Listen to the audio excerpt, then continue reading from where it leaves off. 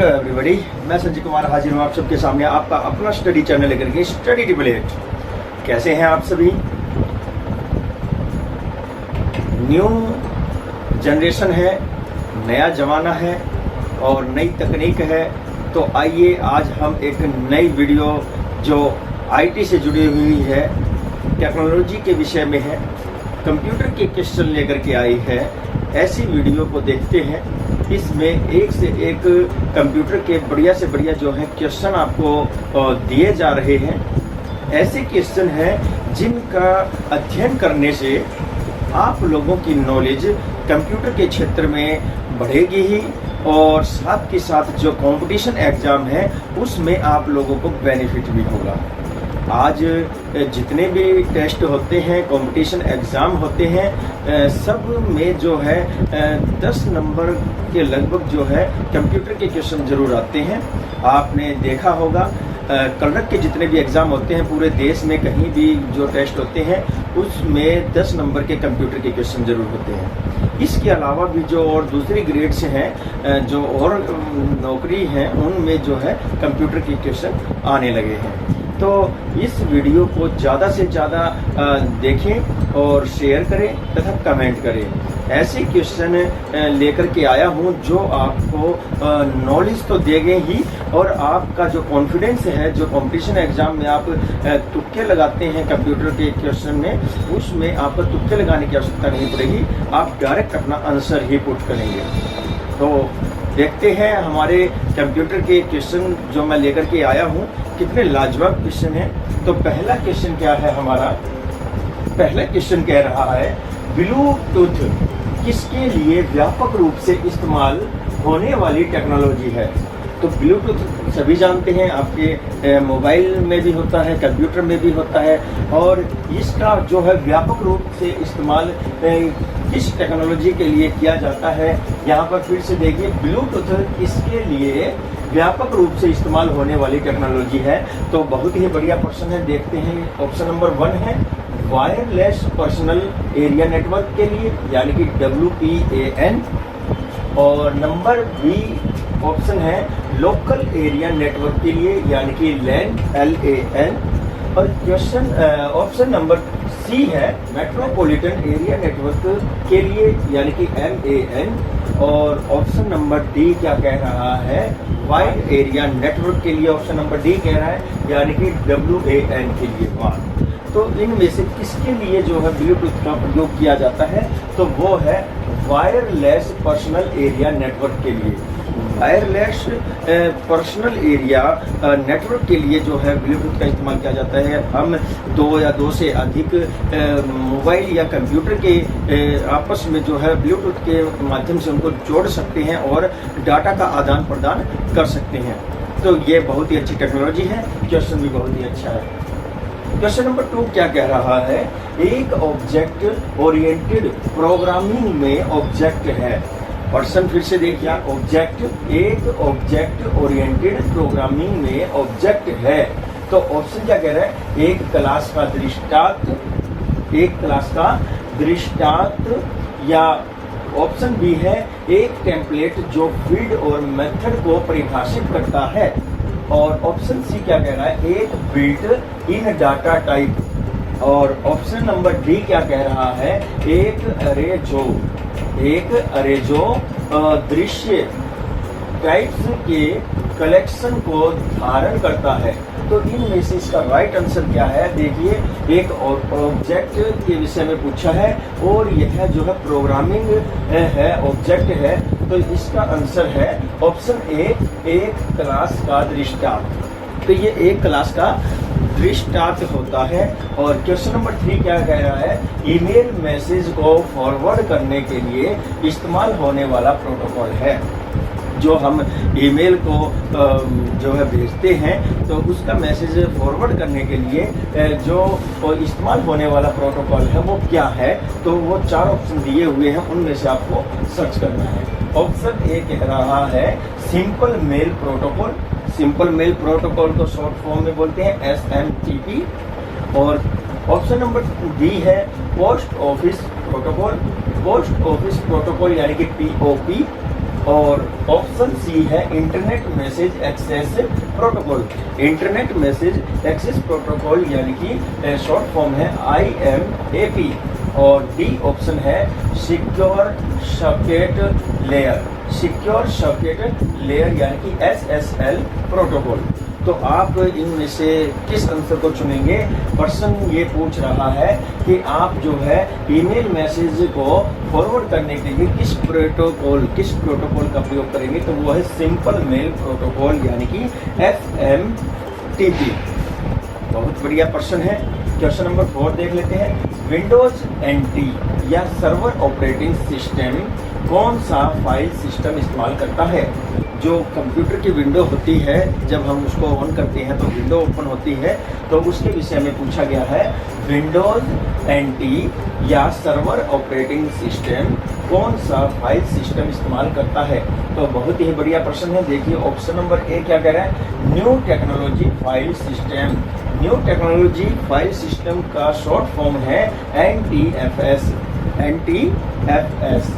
Option B कह रहा है file allocation table. File allocation table यानी कि FAT। ऑप्शन सी कह रहा है file allocation table 32। File allocation table 32 का शॉर्ट फॉर्म है FAT 32। और ऑप्शन डी है tape file system. Tape file system. तो यहाँ पर विंडोज या सर्वर ऑपरेटिंग सिस्टम में जो है फाइल सिस्टम इस्तेमाल करता है वो है new technology file system. New technology file system NTFS। तो ये इसका आंसर है। क्वेश्चन नंबर 5 देख लेते हैं। MS word 2010। MS वर्ड से तो सभी जो है चित परिचित होंगे। आप लोगों ने MS वर्ड जो है कहीं ना कहीं कंप्यूटर पर जरूर ओपन भी किया होगा और किसी को ओपन किए हुए देखा भी होगा, कार्य करते हुए भी देखा होगा, आपने भी कार्य किया होगा। तो जी हाँ, वही MS वर्ड 2010 डॉक्यूमेंट को सेव करते समय डिफ़ॉल्ट फाइल एक्सटेंशन क्या है? तो हम जब MS वर्ड में जो है डॉक्यूमेंट को सेव करते हैं तो पूछ रहा है डिफ़ॉल्ट फाइल एक्सटेंशन क्या है? तो ऑप्शन है .ppt। ऑप्शन बी है .xlsx और ऑप्शन सी है .txt और ऑप्शन डी क्या कह रहा है? .docx। तो इनमें से जो है जो डिफ़ॉल्ट फाइल एक्सटेंशन है वो इनमें से जो आंसर है वो है .docx। आप जब फाइल को सेव करते हैं MS वर्ड में तो आपके फाइल में जो आप नाम देंगे उसके सेव करते ही जो है उसके नाम के पीछे .docx आ जाता है ना? और नहीं पता है तो अभी आप अपने कंप्यूटर पर देख सकते हैं। क्वेश्चन नंबर 6 क्या कह रहा है? आप MS एक्सेल वर्कशीट में एक कतार के अंदर एक खास रंग कैसे भरेंगे? तो ये पूछा है आप MS एक्सेल वर्कशीट में एक कतार के अंदर एक खास रंग कैसे भरेंगे? जब आप MS एक्सेल को ओपन करते हैं और उस पर जब आप कार्य करना शुरू करते हैं, ऑफिशियल वर्क उस पर किए जाते हैं, कोई टेबल बनाई जाती है, उसमें नंबरिंग की जाती है, तो उस एक जो रो है उसको आप खास रंग कैसे फिल करेंगे ये पूछ रहा है। तो ऑप्शन क्या कह रहा है? देखिए ऑप्शन ए है फिल कलर कमांड इस्तेमाल करके। फिल कलर कमांड इस्तेमाल करके। ऑप्शन बी है बॉर्डर्स कमांड इस्तेमाल करके। तो बॉर्डर्स जो होते हैं उसका इस्तेमाल करके। और फिर ऑप्शन सी है फॉन्ट कलर कमांड इस्तेमाल करके। फॉन्ट कलर कमांड इस्तेमाल करके बता रहा है। और डी ऑप्शन है अलाइनमेंट कमांड इस्तेमाल करके। तो आप इनमें से किस कमांड को इस्तेमाल करेंगे जब आप उस एक रो में जो है स्पेशली कोई कलर फिल करना चाहेंगे? तो उसका आंसर है फिल कलर कमांड इस्तेमाल करके। जी हाँ, फिल कलर कमांड इस्तेमाल करेंगे। क्वेश्चन नंबर 7 है आप एक्सेल 2010 वर्कशीट की एक सेल में टेक्स्ट की फॉन्ट कैसे बदलेंगे? ये भी जो एक्सेल है उससे संबंधित है। ये कह रहा है आप एक्सेल 2010 यानी कि 2010 वर्कशीट की एक सेल में, सेल यानी कि आपको पता है एक जो बॉक्स होता है वो सेल होती है और नीचे तक वो जाती है, तो उसमें जो है टेक्स्ट की फॉन्ट कैसे चेंज करेंगे। तो यहाँ पर ऑप्शन ए है होम टैब पर फॉन्ट कमांड के माध्यम से, टैब पर फॉन्ट साइज कमांड से, और ऑप्शन सी है होम टैब पर फॉन्ट कलर कमांड से, और ऑप्शन डी क्या कह रहा है अलाइनमेंट कमांड से। तो इनमें से किस कमांड का इस्तेमाल किया जाएगा उस सेल का फॉन्ट को चेंज करने के लिए। सेल के फॉन्ट को चेंज करने के लिए हम यूज करेंगे होम टैब पर फॉन्ट कमांड का, होम टैब पर फॉन्ट कमांड का। तो है ना लाजवाब क्वेश्चन। तो आप लोगों की नॉलेज बढ़ाने वाले क्वेश्चन है। क्वेश्चन नंबर 8 देखिए, power point presentation, power point presentation में F7 बटन किस लिए इस्तेमाल किया जाता है। तो पावर पॉइंट भी आपने देखा होगा, उसमें देखिए स्लाइड वगैरह चलती हैं और एक बहुत ही बढ़िया ये जो है प्रोग्रामिंग है। इसमें क्या है कि जैसे न्यूज वगैरह चलती है या आपकी वीडियो चलती है, उसके नीचे जो है नंबरिंग एक लाइन चलती रहती है, तो वो सब कैसे आता है पावर पॉइंट के माध्यम से आता है। तो इसमें पूछा है पावर पॉइंट प्रेजेंटेशन में F7 बटन किस लिए इस्तेमाल किया जाता है। ऑप्शन ए है, ऑप्शन ए है ग्रामर की जांच के लिए, ऑप्शन बी है स्लाइड शो के लिए, और ऑप्शन सी है स्पेलिंग जांच के लिए, और ऑप्शन डी है किसी के लिए नहीं। तो यहाँ पर आप क्या अपना आंसर, आप अपना क्या आंसर पुट करना चाहेंगे। तो यहाँ पर हम पावर पॉइंट प्रेजेंटेशन में F7 का प्रयोग जो है स्पेलिंग जांच के लिए करेंगे। स्पेलिंग जांच के लिए हम चेक करेंगे कि जो हमने स्पेलिंग या टेक्स्ट जो टाइप किया है क्या वो ग्रामेटिकल रूप से ठीक है, तो उसके लिए जो है हम F7 का प्रयोग करेंगे। और क्वेश्चन नंबर 9 क्या कह रहा है, भारत में अमेजन द्वारा संचालित एक सबसे बड़ी फुलफिलमेंट केंद्र किस शहर में स्थित है।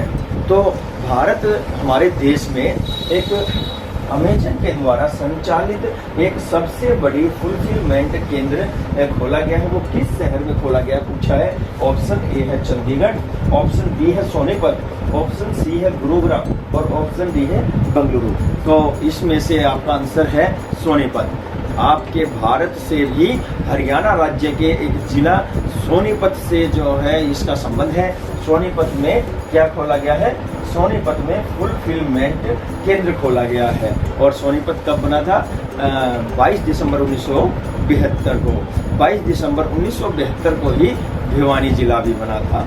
और ये हमारे 7वें 8वें और 9वें जिले हैं। ये हमारे कौन से जिले हैं, 9वें और 8वें जिले, है ना। तो नेक्स्ट क्वेश्चन देखते हैं। तो हमारा नेक्स्ट क्वेश्चन है, क्वेश्चन नंबर 10 क्या कह रहा है देखिए, राष्ट्रीय विद्युत प्रशिक्षण संस्थान NPTI का मुख्यालय कहाँ है। जो हमारे देश के लिए विद्युत उत्पादन करने का जो केंद्र है उस संस्थान का मुख्यालय पूछा है, और इसका शॉर्ट नेम क्या है NPTI। इसका मुख्यालय ऑप्शन ए नई दिल्ली में है, ऑप्शन बी फरीदाबाद में है, ऑप्शन सी चंडीगढ़ में है, या ऑप्शन डी गुरुग्राम में है। तो इसका मुख्यालय फरीदाबाद में है। कहाँ है, फरीदाबाद में। क्वेश्चन नंबर 11 क्या कह रहा है, भारत में प्रीमियर औद्योगिक एसोसिएशन CII का पूरा नाम क्या है। तो भारत में प्रीमियर औद्योगिक एसोसिएशन जो है CII, उसका पूरा नाम पूछा है तो क्या है। तो देखिए यहाँ पर क्या बताया है, Confederation of Indian Industries. Question number B है conference of Indian Industries. Option C क्या कह रहा है, कन्फेडरेशन ऑफ इंडियन इंडस्ट्री। और ऑप्शन नंबर डी कह रहा है क्लासिफिकेशन ऑफ इंडियन इंडस्ट्री। तो इनमें से जो है क्या इसका पूरा नाम है, CII का पूरा नाम पूछा है, और ये भारत में प्रीमियर औद्योगिक एसोसिएशन है। तो इसका आंसर है Confederation of Indian industry, confederation of Indian industry. Question number 12 क्या कह रहा है देख लेते हैं। क्वेश्चन नंबर 12 कह रहा है नेटवर्किंग में LAN, लैन का क्या मतलब है। तो नेटवर्किंग में इसका पूरा नाम पूछा है LAN का, इसको हम लैन बोलते हैं। तो ऑप्शन ए है line area network, option B है local area network, option C है लॉन्ग एरिया नेटवर्क, और ऑप्शन डी है लास्ट एरिया नेटवर्क। तो सभी समझ गए होंगे इसका आंसर क्या है। इसका आंसर सबको पता है और वो है लोकल एरिया नेटवर्क। ये कंप्यूटर्स को जो है लोकल एरिया में जो है कनेक्ट करके रखता है। क्वेश्चन नंबर 13 क्या कह रहा है, फायरवॉल यह नहीं मुहैया करा सकती। फायरवॉल जो होती है वो ये मुहैया नहीं करवा सकती कह रहा है। तो क्या ऑप्शन ए है infected USB flash drive, option B है अप्रमाणित इटरेटिव लॉग इन सुरक्षा, लॉग इन से सुरक्षा, और ऑप्शन सी है नेटवर्क बोर्न हमलों से सुरक्षा, और ऑप्शन डी है इनमें से कोई नहीं। तो इसका आंसर क्या है, फायरवॉल क्या मुहैया नहीं करा सकती, इन्फेक्टेड USB फ्लैश ड्राइव जो है ये मुहैया नहीं करवा सकती। और हमारी इस वीडियो का 14th नंबर क्वेश्चन क्या कह रहा है, कंप्यूटर नेटवर्क्स में DMZ पद का क्या अभिप्राय है। जो DMZ होता है तो कंप्यूटर नेटवर्क में उसका क्या अभिप्राय है। ऑप्शन ए है database manage zone, option B है डिमिलिटराइज्ड जोन, और ऑप्शन सी है डाटा मिलिटराइज्ड जोन, तथा ऑप्शन डी है डाटाबेस माइग्रेट जोन। तो इनमें से क्या आंसर हो सकता है इसका, तो इसका आंसर है ऑप्शन बी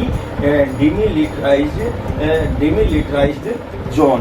तो अब हमारे इस वीडियो का लास्ट क्वेश्चन देख लेते हैं, बड़ा ही अच्छा क्वेश्चन क्या कह रहा है। तो देखिए, सिस्टम सॉफ्टवेयर के उदाहरणों में शामिल है, सिस्टम सॉफ्टवेयर के उदाहरणों में क्या शामिल है। ऑप्शन ए है ऑपरेटिंग सिस्टम, ऑप्शन बी है यूटिलिटी प्रोग्राम, ऑप्शन सी है कंप्लायर्स, और ऑप्शन डी है ये सभी। क्वेश्चन है इसका आंसर है ऑप्शन डी ये सभी इसका आंसर है। तो आपको कैसे लगे ये सारे क्वेश्चन जो है बड़ी ही मेहनत से सर्च किए गए हैं, और कंप्यूटर के एक से एक जो टेस्ट में पूछे जाते हैं उनमें से ये इम्पोर्टेंट क्वेश्चन है। और भी ढेर सारी जो है कंप्यूटर की वीडियो आप लोगों को प्रोवाइड करवाई जाएगी। काफ़ी दिन हो गए हरियाणा जीके नहीं आई है, हरियाणा जीके लेके आएंगे, राजस्थान जीके लेके आएंगे, और भी जो हमारी नेशनल जो कैपिटल एरिया है, जो हमारी राजधानी है, उस क्षेत्र से संबंधित जीके लेकर जल्द ही आएंगे।